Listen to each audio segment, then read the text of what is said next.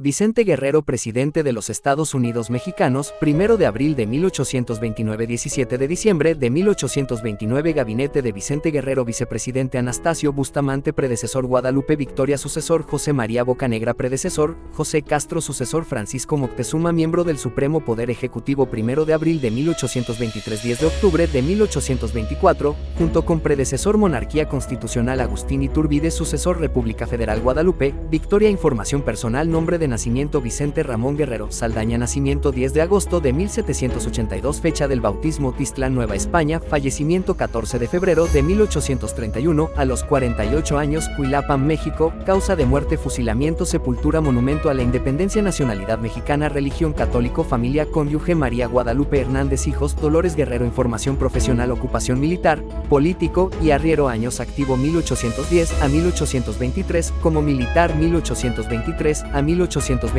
como político lealtad México. Rama militar Ejército Insurgente Ejército Mexicano. Rango militar general. Conflictos Independencia de México. Ver batallas. Partido político Partido Liberal. Firma Vicente Ramón Guerrero Saldaña. Tiztla, Intendencia de México.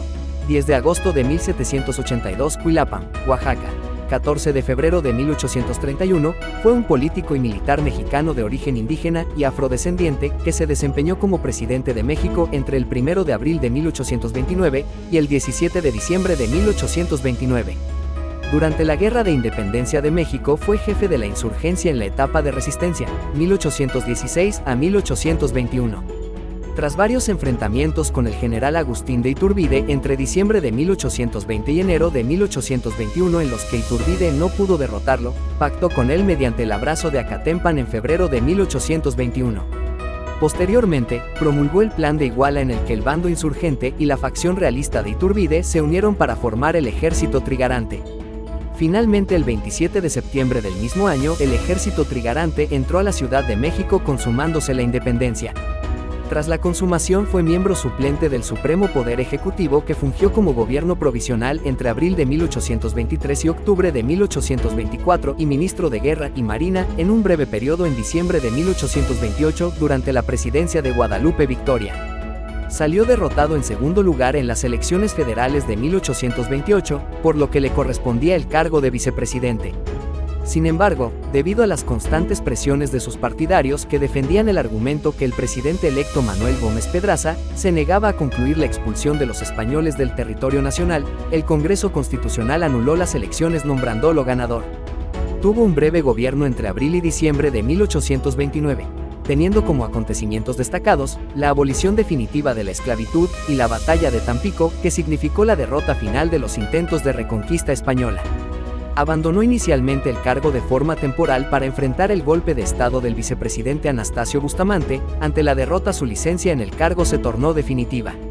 Se mantuvo en combate y escondido en el sur del país los siguientes 2 años, en 1831, que fue capturado y condenado a muerte por una corte marcial, después declarada inconstitucional, y fusilado por órdenes del presidente que lo derrocó 2 años atrás, Anastasio Bustamante. Por decreto del 16 de noviembre de 1833 fue declarado benemérito de la patria, y en 1849 se creó en su honor el estado de Guerrero. Pasó sus primeros años haciendo labores con su padre y tío Diego Guerrero en los oficios y negocios de su familia. Fue de ascendencia española, indígena y africana. Guerrero fue arriero. A principios del siglo XIX, su natal Tiztla era uno de los centros más poblados y productivos del sur de México, y durante la época virreinal, el ser arriero de oficio y bien establecido permitía privilegios como el de poseer animales de carga, caballos y mulas, portar armas para protegerse de los salteadores de caminos, ejercer el comercio y tratar directamente con los comerciantes más ricos. Así pues, la prosperidad de su padre como campesino, arriero, comerciante y armero, la posición de su tío Diego Guerrero dentro de la milicia española, y el empeño de su familia le permitió una educación de lo más completa para la época a través de profesores particulares. Su padre, Juan Pedro Guerrero Tezcucano, y sus hermanos se dedicaban a la armería, por lo que Guerrero aprendió a manejar, dar mantenimiento, reparar y forjar armamento como espadas, fusiles y cañones. Era también responsabilidad de los armeros almacenar el armamento del ejército regional.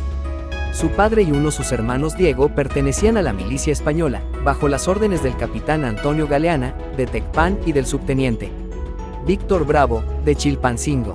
Esto permitiría a los jóvenes Guerrero desenvolverse entre ejercicios de tiro y combate cuerpo a cuerpo, revistas de armamento y prácticas de maniobras militares. Por el negocio de arriería de su padre, se convirtieron además en hábiles jinetes. Por la arriería llegarían también a conocer a detalle todo el sur y suroeste, incluido el camino hacia Ciudad de México, a coordinar y movilizar hombres y carga, y a sobrevivir al aire libre, en los montes y bosques. Aprendieron también a leer y a escribir y a manejar los números y las matemáticas básicas, además de adquirir algunos conocimientos rudimentarios de mecánica práctica necesarios para realizar sus oficios. No adquirieron la formación de un jurista, un literato, un teólogo o un militar burgués, ni estaban acostumbrados a los tratos de la vida urbana, razón por la cual posteriormente se etiquetaría frecuentemente a Guerrero como carente de educación. Sin embargo, su preparación a campo era de las más formales de la época, pues adquirieron habilidades que no estaban al alcance de la mayoría de la población del virreinato. El general Guerrero es un mexicano que nada debe al arte y todo a la naturaleza. Tiene un talento claro, una comprensión rápida y extraordinaria facilidad para aprender.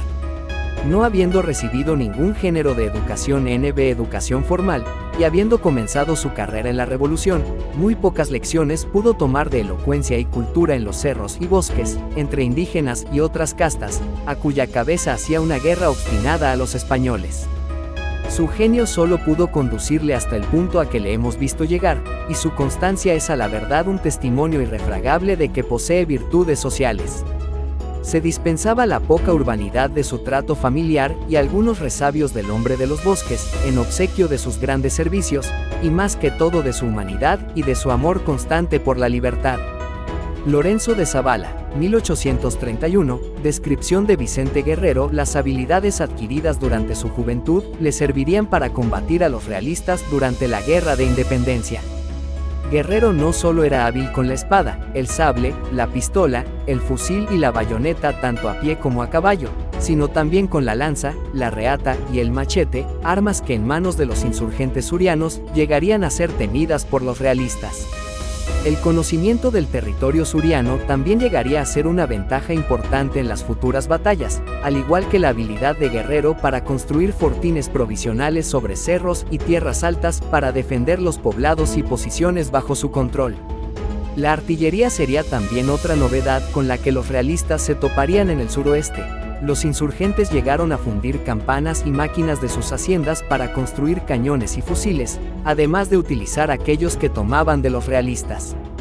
Guerrero establecería en las cercanías de Atlamajalcingo una fundición para forjar armamento y una casa de moneda, fabricando también pólvora y municiones.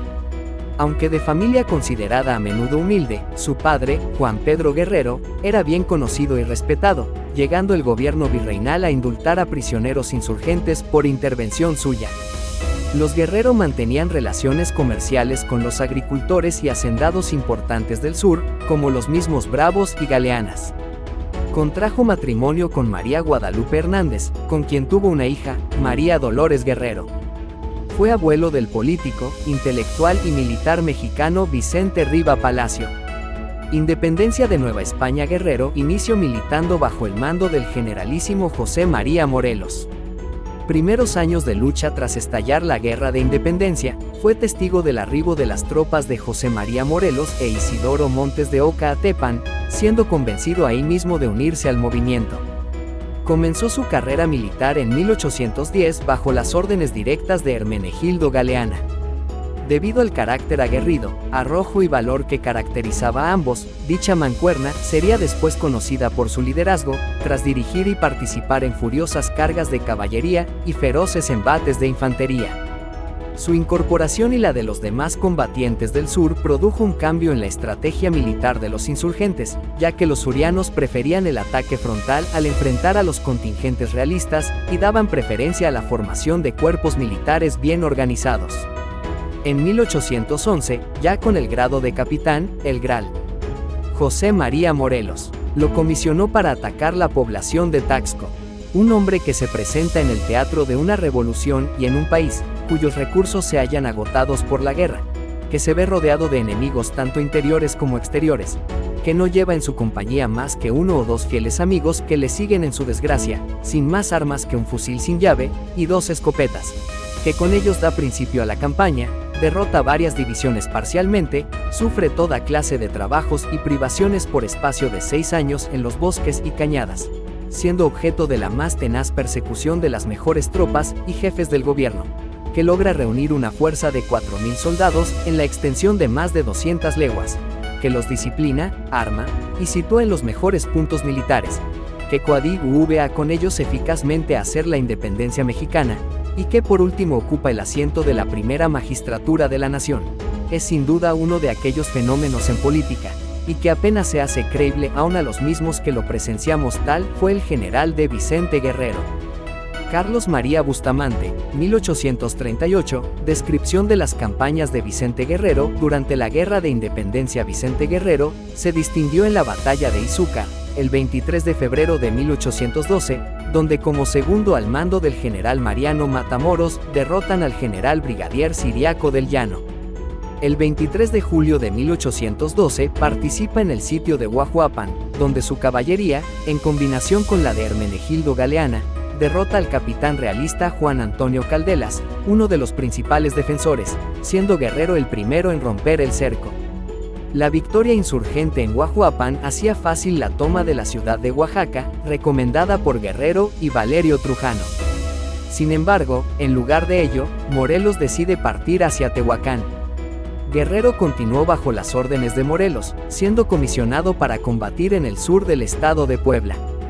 Vicente Guerrero, tras la victoria de los realistas en la batalla de Puruarán, Gabriel de Armijo toma Chilpancingo, obligando al Congreso de Anáhuac a movilizarse. Guerrero se encarga de custodiarlos y escoltarlos al mando de un regimiento de 400 hombres. Después es comisionado por Morelos para combatir en los estados del sur de México, a donde se dirige llevando consigo solo un asistente. A comienzos de 1816, con la muerte de José María Morelos, la mayoría de los jefes insurgentes se retiran de la lucha y esta declina. A pesar de ello, Guerrero continúa combatiendo en los estados del sur durante el periodo llamado de resistencia.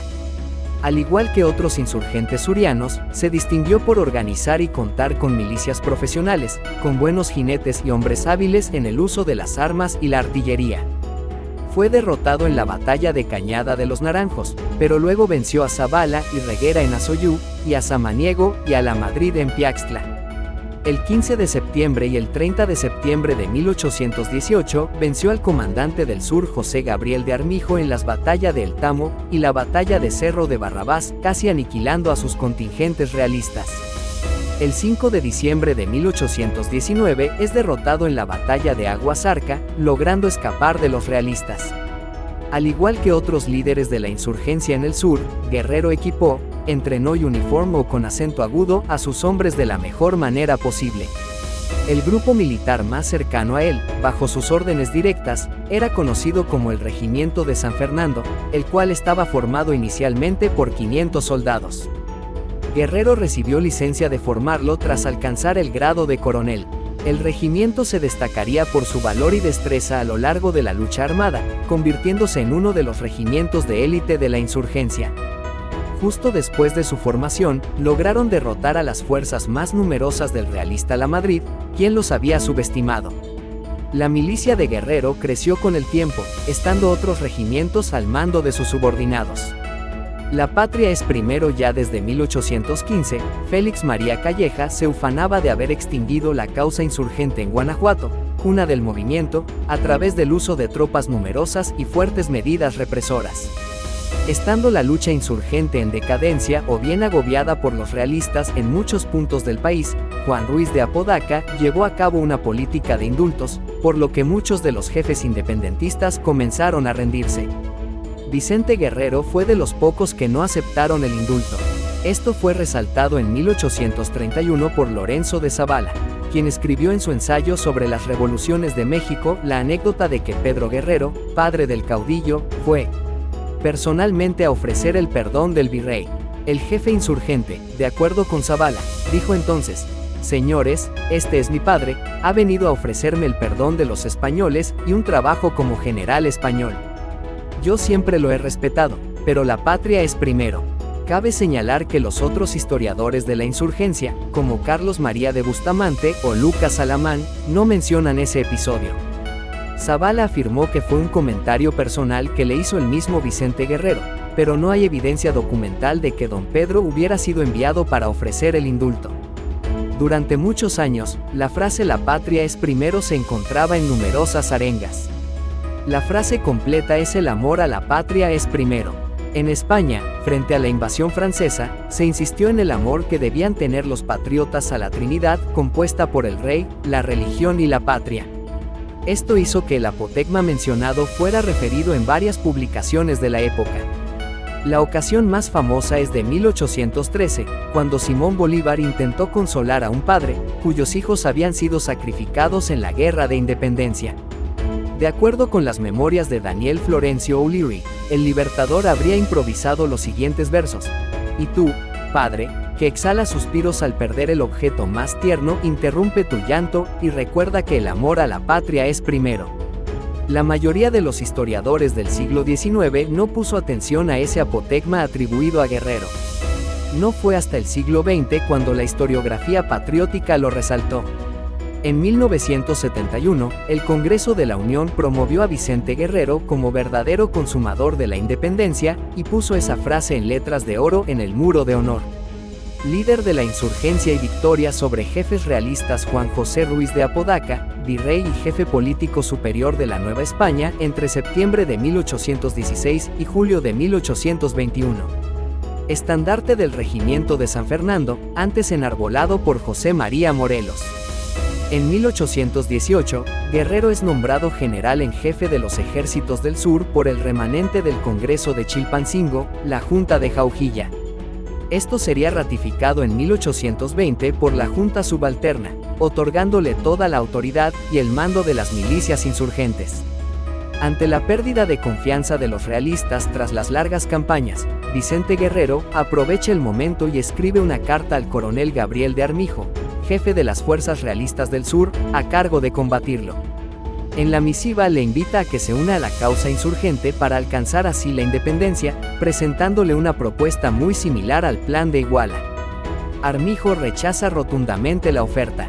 En 17 de agosto de 1820, Guerrero escribe ahora al coronel Carlos Moya, subalterno de Armijo. Moya también rechaza la oferta, pero con cortesía e invitando a Guerrero a rendirse. La misiva llega a manos de Apodaca. A pesar de ello, el virrey no rompe su contacto con Guerrero. Debido a esto, a las derrotas constantes, y a lo remoto de llegar a someter a Guerrero como se le exigía, Armijo renuncia al cargo de la comandancia del sur, dejando el puesto vacante. Es reemplazado por Agustín de Iturbide, el 9 de noviembre de 1820, por propuesta del grupo de la conspiración de la Profesa. Estos secretamente pretendían también la independencia, pero aspiraban a crear una monarquía mexicana gobernada por un infante de España, restaurar el absolutismo y abolir la Constitución de Cádiz, pues esta era de corte liberal y quitaba privilegios a la clase acomodada y a la nobleza novohispana, concediendo algunos derechos a la población en general.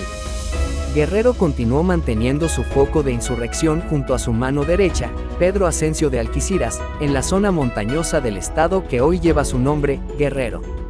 Para su campaña contra Guerrero, Iturbide tuvo a su cargo el batallón realista de la Comandancia del Sur, antes bajo las órdenes de Armijo, el cual comprendía el Batallón del Sur, el Regimiento de Potosí, los escuadrones de Isabel, los Infantes de la Corona, el Batallón de Murcia y el Batallón de Tres Villas. Posteriormente, a petición suya se le unieron también los regimientos de Celaya y el Cuerpo de Caballería de la Frontera. Guerrero enfrentó al ejército realista al mando de Agustín de Iturbide. Este, al igual que sus antecesores, no puede derrotar a Guerrero, perdiendo como ellos la mayoría de las batallas contra los insurgentes surianos. El 28 de diciembre de 1820, Ascencio de Alquiciras destruye la retaguardia del ejército de Iturbide, daña fuertemente una de sus alas y dispersa su centro. El 2 de enero, Guerrero rompe el sitio de Zapotepec, corta la línea realista y destroza al batallón realista del sur. El 25 de enero, Ascencio de Alquiciras vuelve a derrotar a Iturbide cerca de Totomaloya. 2 días después, el 27 de enero, Guerrero propina otra fuerte derrota a los realistas cerca de la Cueva del Diablo, tras una dura batalla que se prolongó todo el día. Estos combates fueron los últimos de la Guerra de Independencia, pues Iturbide, al darse cuenta de que no podía derrotar a Guerrero, le propone entrevistarse. Acuerdo con Iturbide y consumación de la independencia. Abrazo de Acatempan, pintado por Román Sagredo en 1870, Guerrero en el mural de Overman Retablo de la Independencia, elaborado entre 1960 y 1961. Agustín de Iturbide le propone a Guerrero una alianza para lograr que algún miembro de la nobleza española llegase a gobernar a la Nueva España como monarca, prometiendo a Guerrero posición y soporte económico para él y sus tropas. Iturbide señala a Guerrero que de no aceptar, las hostilidades hacia los insurgentes surianos se incrementarían. Guerrero no acepta, pero le propone, al igual que a sus antecesores, una alianza a favor de la libertad, la justicia social, y un gobierno mexicano dirigido por los hijos de la patria, los futuros mexicanos, prometiendo a Iturbide cesar las hostilidades y poner su ejército a sus órdenes para tal fin. Guerrero argumenta señalando la desconsideración, prepotencia, escarnio y represalias por parte del gobierno español hacia los ciudadanos de la Nueva España cuando estos, a través de sus representantes, pidieron garantías de igualdad y reconocimiento a sus derechos civiles. Esto a pesar de que la entonces provincia apoyó moral y económicamente a España durante la reciente invasión francesa. Además le recuerda a Iturbide que es también su obligación velar por el bienestar de sus conciudadanos, puesto que siendo americano, conocía de sobra las injusticias hacia sus compatriotas. A diferencia de sus antecesores, Iturbide no era ciudadano español. Finalmente, Guerrero señala a Iturbide que contando los novohispanos con la fuerza y valor suficiente para hacer valer sus derechos y gobernarse a sí mismos, al igual que los otros pueblos libres y nobles del mundo, sería una vergüenza someterse a otros suplicando que se los respetasen como un gesto de magnanimidad, por lo que apunta a Iturbide que en caso de una negativa de su parte, él y los insurgentes a su cargo tenían la capacidad de continuar con la lucha hasta obtener la victoria, y que entonces, cualquier otro asunto lo discutirían en el campo de batalla. Iturbide acepta la proposición de Guerrero y su acuerdo se sella con el llamado Abrazo de Acatempan el 10 de febrero de 1821. Para el 24 de febrero se promulga el Plan de Iguala con el cual se unen los ejércitos insurgente y realista, formando así el Ejército de las Tres Garantías o Ejército Trigarante. Finalmente, el 27 de septiembre de 1821, el Ejército Trigarante entra a la Ciudad de México desde diferentes rumbos, formando una columna al frente de la cual iba Agustín de Iturbide, terminando así la Guerra de Independencia de México. Imperio pronóstico de José Joaquín Fernández de Lizardi, en el que erróneamente augura la derrota de Guerrero contra el Imperio de Iturbide, 1824. Tras la independencia, Vicente Guerrero fue nombrado capitán general en el rumbo del sur. Como a los demás comandantes, se le condecoró con la Gran Cruz de la Orden de Guadalupe. Junto con otros antiguos insurgentes como José Manuel de Herrera, Andrés Quintana Roo y Nicolás Bravo, Guerrero formó parte del primer círculo del gobierno imperial. En diciembre de 1822, Antonio López de Santa Anna se rebeló contra Iturbide en favor de una república. El emperador decidió entonces vigilar a personas sospechosas, incluidos Guerrero y Bravo. Al mismo tiempo, el marqués de Vivanco, uno de los más cercanos colaboradores de Iturbide, intentó quitar a Guerrero el mando del sur. Esto ocasionó que decidiera escapar de la Ciudad de México, junto con Bravo. En enero, en un enfrentamiento en Chilapa, sufrió una herida que lo dejó fuera de combate por algún tiempo, pero Bravo pudo seguir la lucha. A la caída del emperador Agustín I, Vicente Guerrero fue elegido miembro suplente del Supremo Poder Ejecutivo del 1 de abril al 10 de octubre de 1824, cuando el Gral. Guadalupe Victoria asumió el cargo de primer presidente de México. República. Tras la caída del Primer Imperio, Guerrero participó en la vida política a través de las logias masónicas del Rito de York. Aunque combatió la rebelión de Vicente Gómez en 1824, que pretendía expulsar a los españoles, abogó en contra de la expulsión de estos decretada por el gobierno de Guadalupe Victoria, se apegó estrictamente a las leyes al respecto durante su gobierno, evitó la expulsión de algunos de ellos como el padre de Mariano. Arista y los hijos del virrey Iturrigaray, y fue señalado como el único hombre capaz de detener movimientos populares violentos en contra de los gachupines, como el pueblo les llamaba. En 1829 el mismo Guerrero les retiró el apoyo al descubrirse los planes de múltiples grupos de españoles para reconquistar México. Montenegro ha prometido a todos los españoles expulsados de México que no se presentaron a implorar la clemencia del rey NSNB nuestro Señor y ofrecerle sus servicios, que serán acogidos de nuevo por el titulado gobierno de Guerrero Francisco Tañón, 27 de noviembre de 1829, cónsul español en Nueva Orleans, sobre promesa de Guerrero comunicada a través del coronel Montenegro y del conde de Moctezuma cuando Nicolás Bravo se alzó en armas en contra del gobierno de Guadalupe Victoria. En 1828, Guerrero fue enviado a combatirlo, y lo derrotó en Tulancingo. Elecciones presidenciales con el apoyo de Lorenzo de Zavala, de Joel Roberts Poinsett y de otros destacados yorquinos, se postuló a la presidencia de la República en sustitución de Guadalupe Victoria. Durante esta época se definieron tres clases sociales: la suprema, compuesta por los antiguos nobles, los capitalistas rancios y el alto clero; la media, compuesta por los literatos, maestros, soldados, pequeños comerciantes y empleados; y la ínfima, a la que pertenecían los más pobres. Guerrero era muy popular entre estas dos últimas, las más numerosas, al igual que entre algunos miembros de la clase alta, pues representaba los ideales liberales e igualitarios de la insurgencia, superando en este rubro a su principal contendiente, Manuel Gómez Pedraza. A Guerrero se le identificó como el candidato de clase media. Pedraza era escocés, identificado con la oligarquía, los aristócratas y conservadores que apoyaban su candidatura, el rito escocés, españoles, y turbidistas, siendo el mismo un rico terrateniente criollo que había luchado del lado de los realistas durante la Guerra de la Independencia. Un hombre al que se considera como cabeza ostensible de su partido, y que será su candidato para la próxima presidencia, es el general Guerrero, uno de los jefes más distinguidos de la revolución. Guerrero no tiene educación formal, pero posee excelentes talentos naturales, combinados con una gran decisión y carácter, así como valor impávido. Su fuerte temperamento lo hace difícil de controlar. Joel R. Poinsett, ministro de los Estados Unidos en México y embajador. Sin embargo, la Constitución de 1824 establecía que el presidente de la República sería designado por el voto de los 36 representantes de las legislaturas estatales de entre dos candidatos, uno no siendo vecino del estado en turno, no por el voto popular. Los congresos estatales eligieron a Gómez Pedraza, quien obtuvo 11 votos, superando a Guerrero, quien obtuvo 9. Esto provocó el descontento popular, pues se especulaba que una elección directa hubiese favorecido a Guerrero.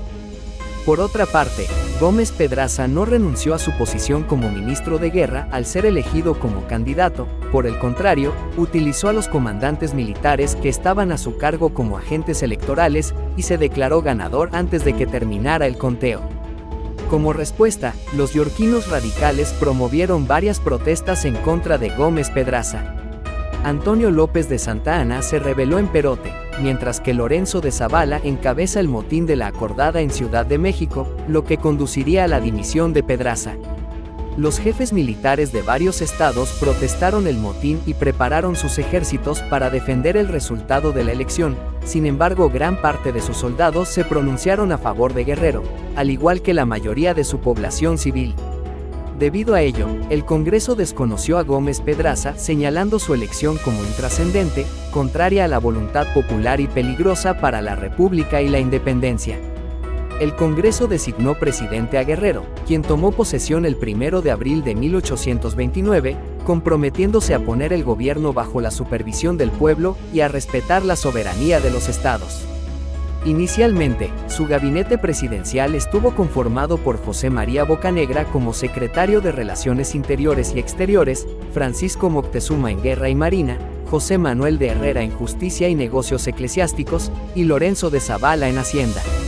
Anastasio Bustamante, quien había quedado en tercer lugar en la elección con 6 votos, ocuparía el puesto de vicepresidente.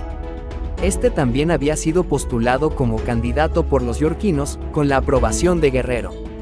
Supuestamente, dicha medida habría sido tomada para consolidar el apoyo del ala más conservadora y elitista de dicho rito, y así evitar futuras confrontaciones, al conjuntar a un ex insurgente, Guerrero, con un ex realista, Bustamante. Presidente de México. La presidencia de Guerrero duró 8 meses y medio. Sin embargo, Guerrero, como candidato del Partido del Pueblo, gestionó la creación de escuelas públicas y trató de impulsar el Plan Nacional de Educación Gratuita que había ideado anteriormente con Bravo y Negrete.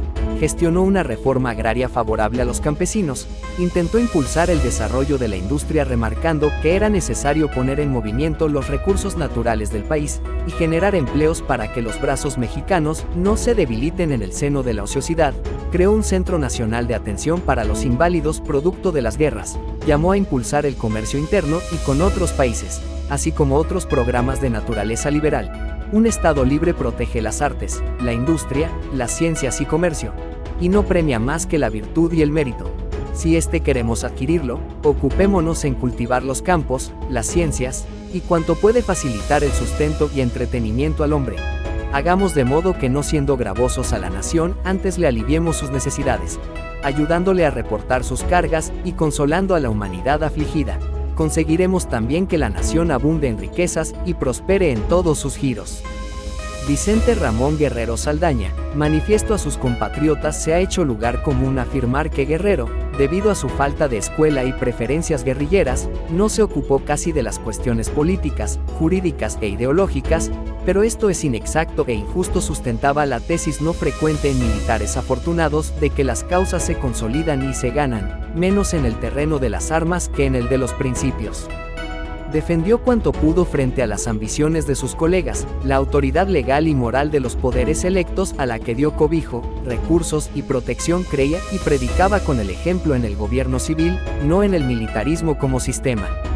Ernesto Lemoine, 1971, Vicente Guerrero y la consumación de la independencia. Además, durante su gobierno se gestionó a favor de la tolerancia religiosa, el fortalecimiento de la elección directa de representantes, el fortalecimiento del sistema federal y la democracia, agilizar la burocracia, el perdón a exiliados que habían beneficiado de alguna manera a la nación como Nicolás Bravo, la supresión de los fueros militares y eclesiásticos, y la venta de bienes que habían pertenecido a la Inquisición.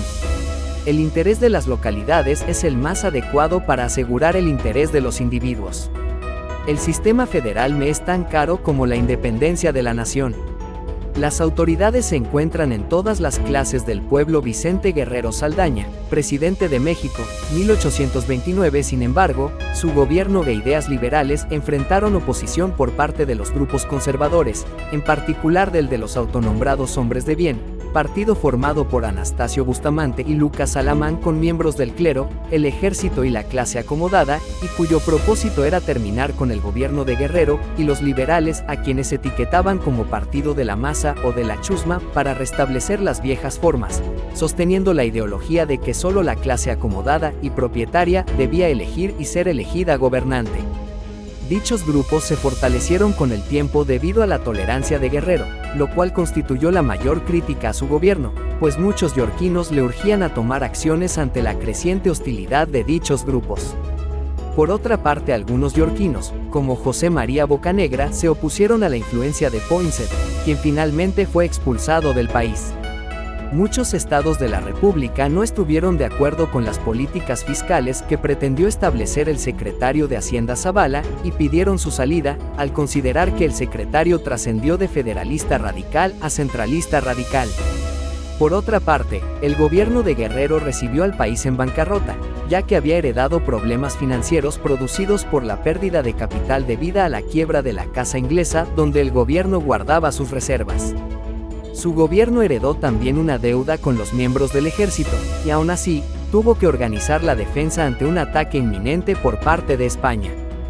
Derrota de la invasión española y respuesta de México. Propuesta de invasión a Cuba. Ciudadanos, diputados y senadores. Era ciertamente increíble que una nación como la española, sin virtudes, sin opinión y sin recursos, se obstinase en llevar adelante la loca empresa de reconquistar a México.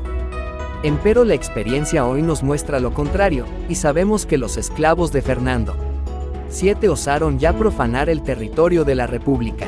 Miserables, ellos ignoran que los mexicanos son siempre independientes, que conocen sus derechos, que saben ser libres, y que se les insulta al ofrecerles la degradante condición de colonos, a que en tiempos menos dichosos fueron reducidos por un triste aventurero el año de 1519.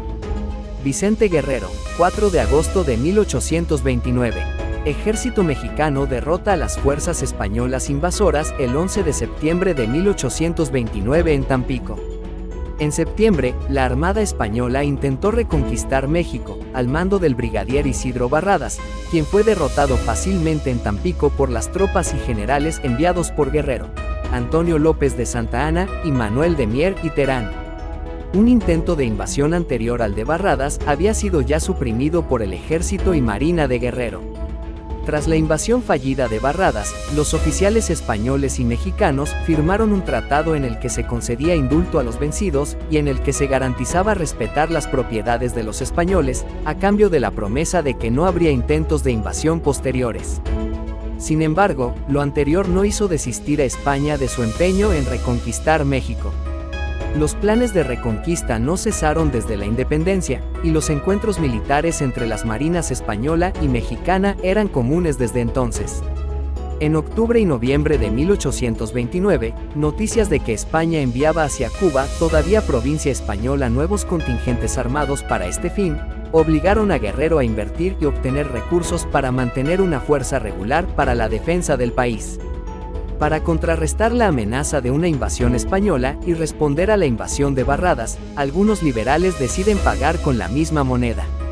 El coronel y congresista veracruzano José Ignacio Basadre, español de nacimiento y anteriormente miembro de los Dragones de Nueva Galicia, es comisionado por Guerrero y el Congreso para estudiar la posibilidad de una invasión a la Capitanía General de Cuba, la provincia española más importante en el Caribe.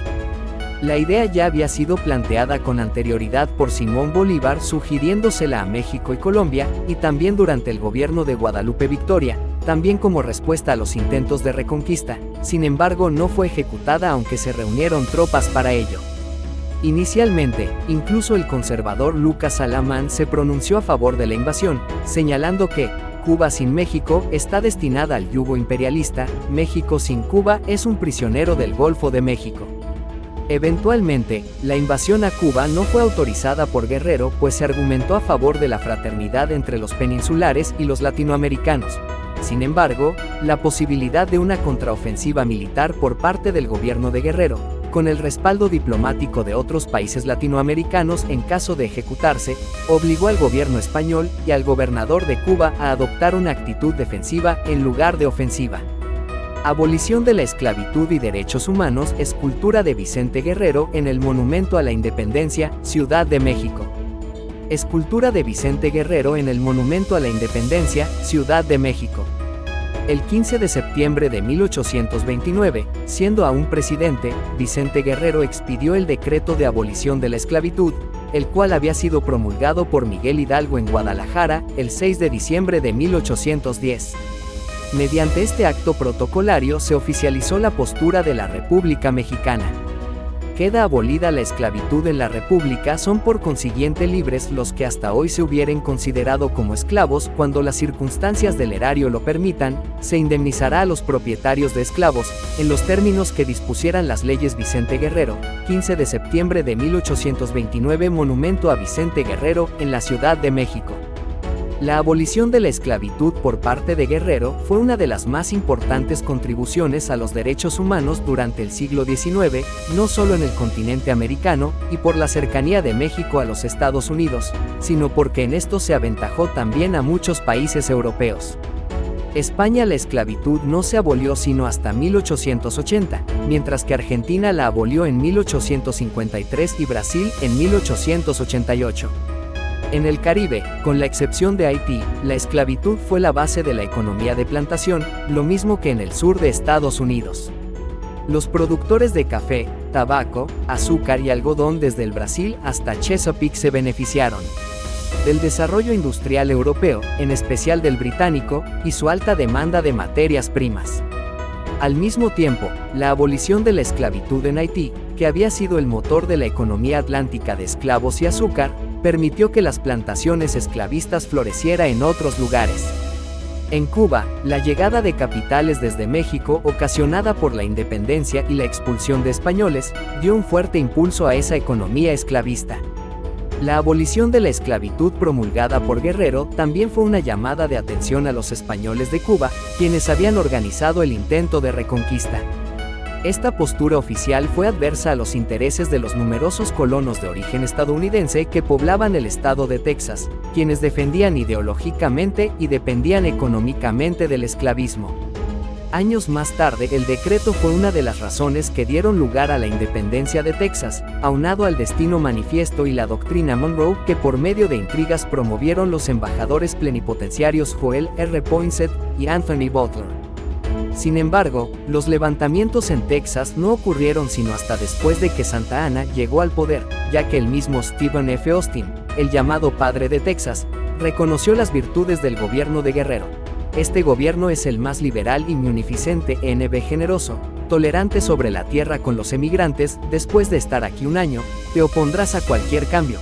Aunque fuera a favor del tío Sam Stephen Fuller Austin, 1829, carta a su hermana describiendo las bondades del gobierno de Vicente Guerrero de México y de Texas, en particular pronunciamiento de los hombres de bien, y la rebelión en el sur para enfrentar la crisis económica, la división política, y fortalecer las capacidades de defensa del país ante otro intento de reconquista española. Guerrero obtuvo poderes extraordinarios del Congreso. Lorenzo de Zavala impulsó una reforma fiscal que promovía la creación de impuestos directos federales. Esto ocasionó que los políticos de los estados lo acusaran de centralista, porque hasta entonces solo los estados habían implementado ese tipo de impuestos. Guerrero fue acusado de violar la Constitución y actuar de manera ilegal. El vicepresidente Anastasio Bustamante encabezó en diciembre de 1829 una rebelión en contra del presidente cobijándose en el Plan de Jalapa, cuyos argumentos principales eran restablecer la Constitución y combatir la rebelión centralista en Campeche, de la cual culpaban injustificadamente a Guerrero. Lorenzo Zavala fue destituido del cargo de Hacienda. La prensa se mostró favorable a la rebelión de Bustamante.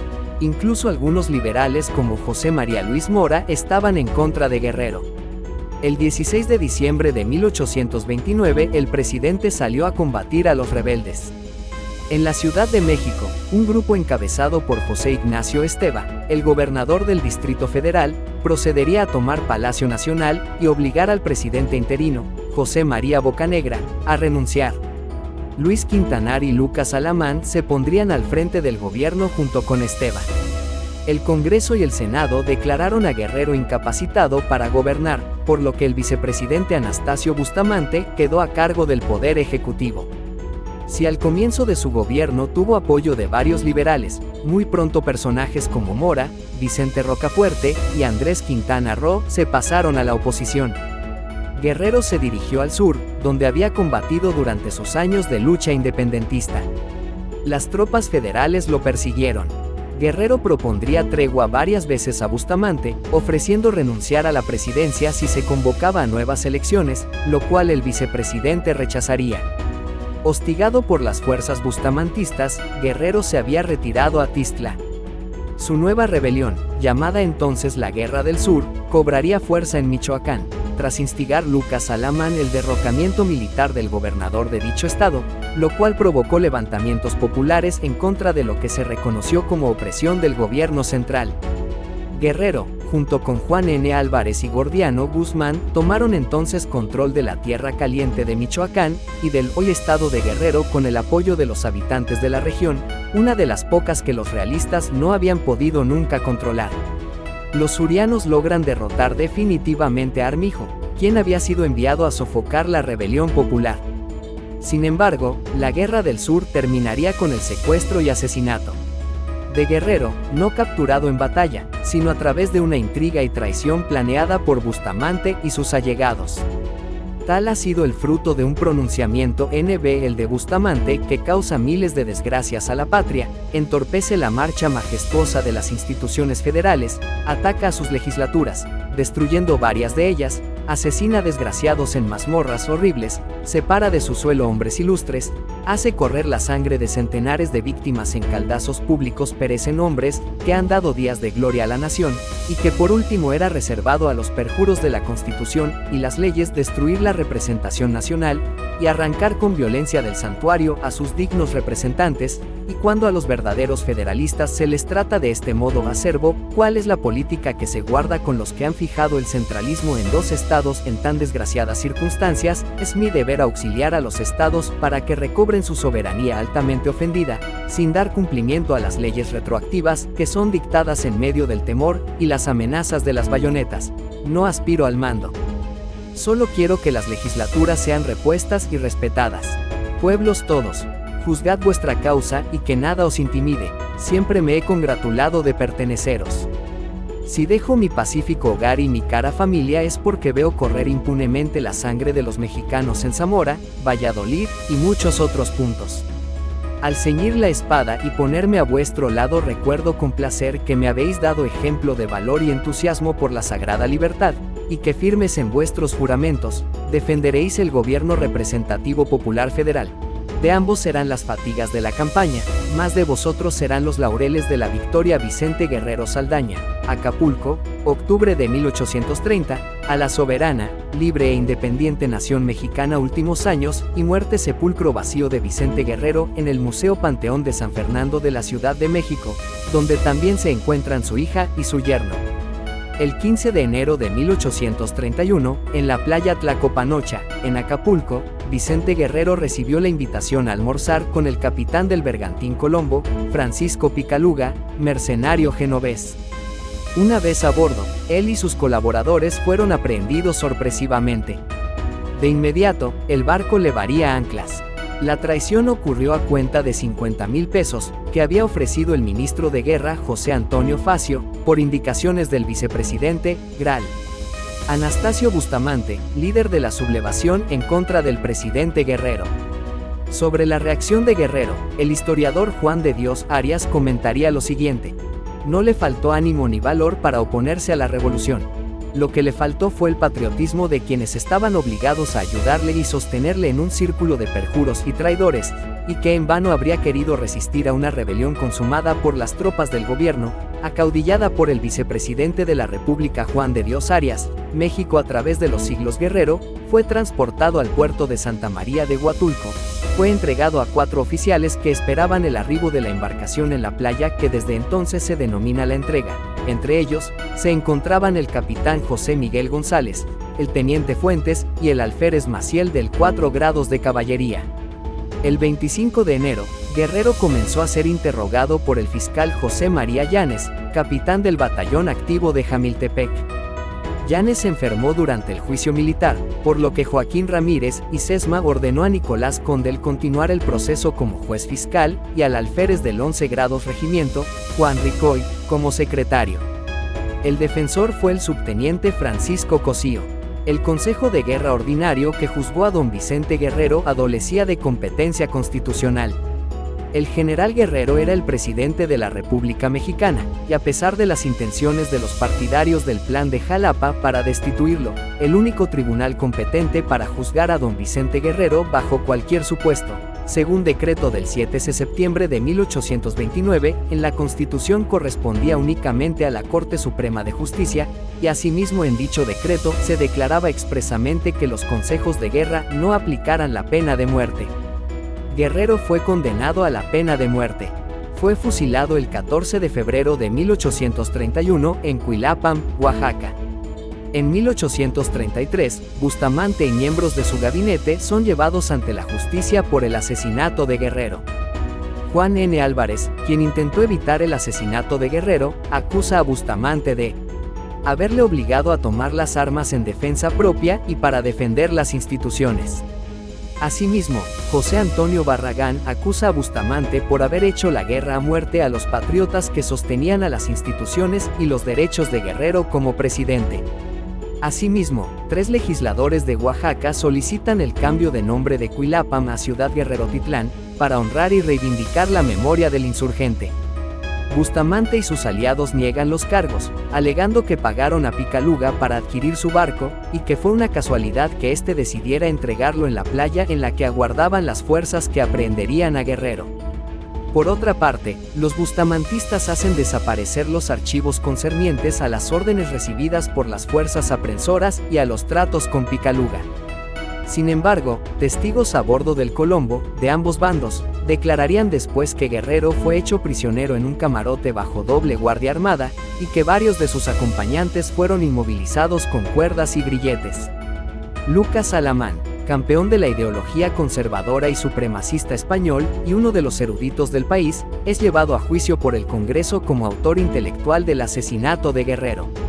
Alamán velaba por los intereses de los descendientes de Hernán Cortés en México, fungiendo como apoderado de los duques de Terranova y Monteleone. Además, su familia apenas había logrado escapar de los ejércitos de Miguel Hidalgo al inicio de la Guerra de Independencia, por lo que el conservador guardaba especial rencor hacia los insurgentes, a quienes equipara con los aztecas, independientemente de su lugar de procedencia.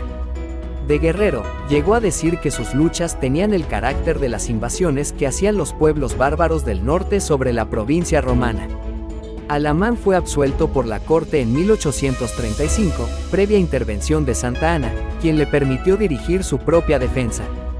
Sin embargo, antes de morir, Alamán declararía que el ministro de Guerra José Antonio Facio y el ministro de Justicia José Ignacio Espinosa Vidaurre habían votado por la muerte, mientras que el ministro de Hacienda Rafael Mancini y el ministro de Relaciones Lucas Alamán por el destierro, y que el vicepresidente Anastasio Bustamante tomó la decisión final.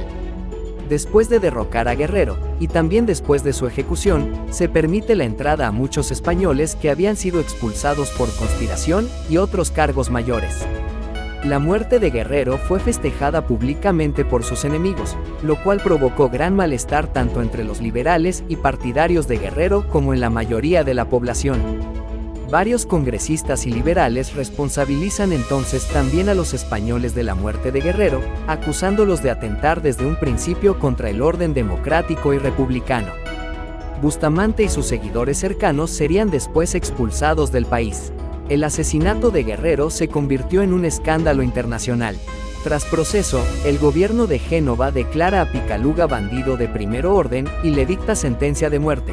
El gobierno de Centroamérica pide que se hunda el Colombo. En México, los militares que participaron en el proceso en su contra fueron expulsados del ejército.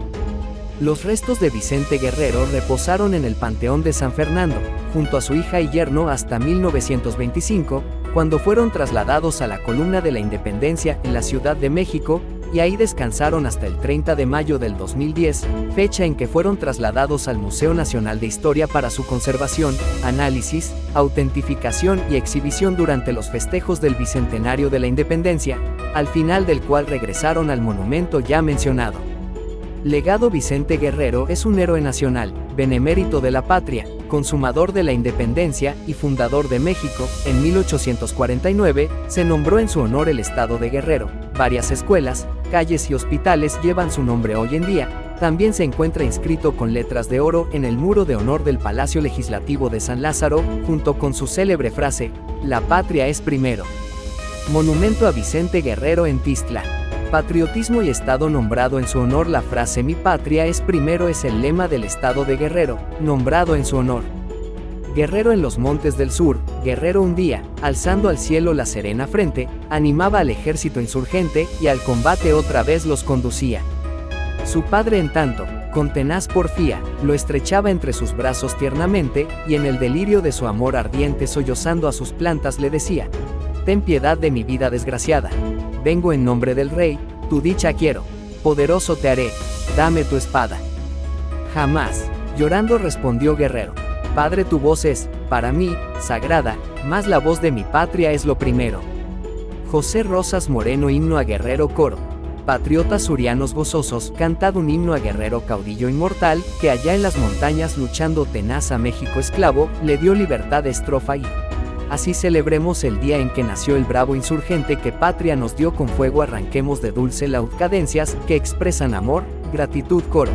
patriotas surianos gozosos, cantad un himno a guerrero caudillo inmortal que allá en las montañas luchando tenaz a México esclavo, le dio libertad, le dio libertad, le dio libertad, le dio libertad. Francisco Figueroa Mata. Himno nacional. Se ha sugerido también que las estrofas 8 y X de la versión original del himno nacional mexicano hacían sutil referencia a Vicente Guerrero, los Bravo, y a los insurgentes en general.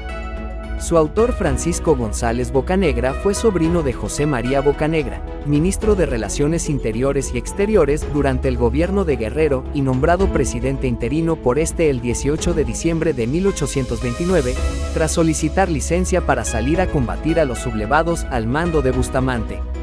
8. Vuelva altivo a los patrios hogares el guerrero a contar su victoria, ostentando las palmas de gloria que supiera en la lid conquistar. Tornáranse sus lauros sangrientos en guirnaldas de mirtos y rosas, que el amor de las hijas y esposas también sabe a los bravos premiar. Y el que al golpe de ardiente metralla de la patria en las aras sucumba obtendrá en recompensa una tumba donde brille de gloria la luz. Y de igual a la enseña querida a su espada sangrienta enlazada, de laurel inmortal coronada, formará de su fosa la cruz.